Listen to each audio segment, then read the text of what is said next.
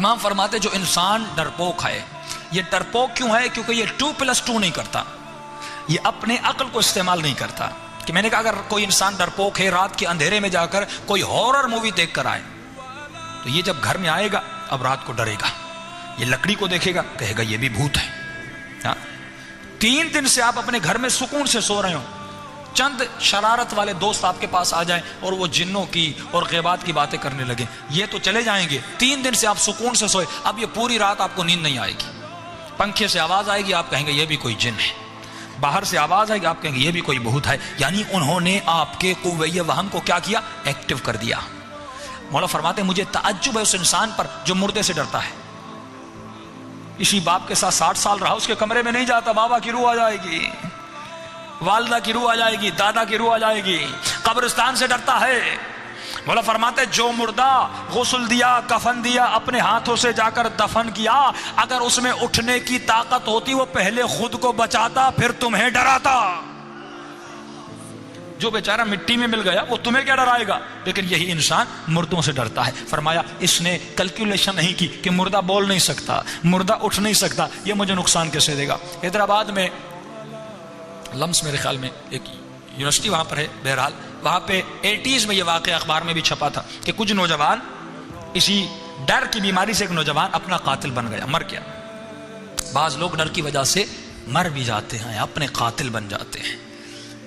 کہا کہ نوجوانوں نے آپس میں شرط رکھی کہ کون ہے جو اس مردے خانے میں جائے اور رات کے اندھیرے میں مردوں کے منہ میں 1 لڈو ڈال کے آئے اور ہر لڈو پہ اس کو 500 روپے ملیں گے. اب یہ ڈرپوک بھی تھا، اس کے اندر پیسوں کی لالچ بھی تھی، ڈر بھی ہے، لالچ مال بھی ہے. اس نے کہا میں جاؤں گا. اب یہی بیچارے اسٹوڈنٹ ڈاکٹرز جو پریکٹس کرتے ہیں صبح کو انہیں مردوں کو کاٹتے ہیں، چیرتے ہیں، پھاڑتے ہیں، ڈرتے نہیں.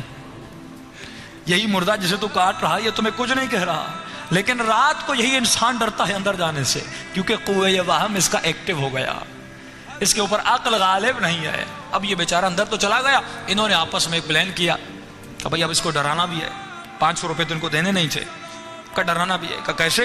ان میں سے ایک اور اسٹوڈنٹ گیا جس سے بھی زیادہ بہادر تھا، اس نے جا کر مردوں کے بیچ میں سو گیا. اب یہ بیچارہ کہتے لڈو ڈالتا گیا. اب ظاہر جب مردوں کے منہ میں ڈالا، مردوں کو کیا پتا لڈو کیا ہے، لڈو کا ذائقہ کیا ہے. لیکن ایک مرتبہ جب اس نے اس زندہ اسٹوڈنٹ کے منہ میں لڈو ڈالا، آگے بڑھا، اس نے کہا ایک اور لڈو دو. اب جیسے اس بیچارے نے سنا، فرمایا اس کو وہیں اٹیک آ گیا اور وہیں پہ مر گیا. یعنی اس کا ڈر اس کا کیا بنا؟ قاتل بن گیا. ڈر آپ کا قاتل بن سکتا ہے. خواتین، ایک مولانا انگلینڈ میں تھے، وہ مہینے میں 10,000 پاؤنڈ کماتے تھے تعویذوں کے بزنس سے.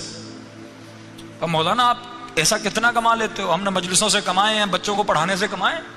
10,000 پاؤنڈ کا مولانا کوئی مشکل کام نہیں، میں خواتین کو ڈرا کے کما لیتا ہوں. یہ ڈر اتنا ہے کہ بابا بنگالی پتہ نہیں کیا کیا، یہ کیوں بزنس کر رہے ہیں؟ یہ کیوں کہ آپ کے وہم اور خیال پر کیا کر رہے ہیں؟ حکومت کر رہے ہیں. اور اس حکومت کے نتیجے میں وہ آپ کو کماتے بھی ہیں، آپ کو استعمال بھی کرتے ہیں. اکثر خواتین کیونکہ ان کے اوپر جذبات اور احساسات کا زیادہ غلبہ ہوتا ہے، وہ ان کے وہم کو استعمال کرتے ہیں. مولا اہل بیت علماء اخلاق فرماتے ہیں کہ جو انسان تعویذ سے، جادو سے یا کسی اور مخلوق سے ڈرے، جن سے ڈرے یا کسی اور مخلوق سے ڈرے، اس کے اندر شرک افعالی ہے.